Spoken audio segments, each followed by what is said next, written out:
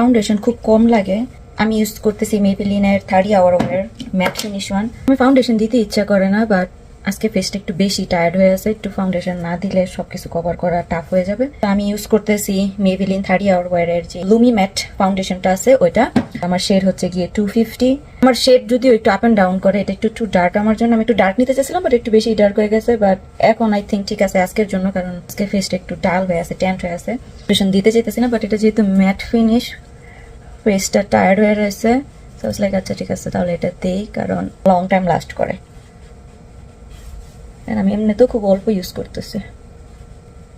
মেবেলিনের আরেকটা ফাউন্ডেশন আমি ইউজ করছি, ওটাও আমার কাছে খুব ভালো লাগছে। মানে রিজনেবল প্রাইসের মধ্যে ওরা যেরকম যেটা ক্লেম করে ওইটাই পাওয়া যায়। লাইক কোনোটা যদি গ্লোই ফিনিশ বলে ওটা অ্যাকচুয়ালি গ্লোই ফিনিশ থাকে, আর কোনোটা যদি ম্যাট ফিনিশ বলে ওইটা অ্যাকচুয়ালি ম্যাট ফিনিশই থাকে। যারা যারা রিজনেবল প্রাইসের মধ্যে ম্যাট ফিনিশ বা লং লাস্টিং একটা ফাউন্ডেশন খুঁজতেছে তারা এটা ট্রাই করে দেখতে পারো।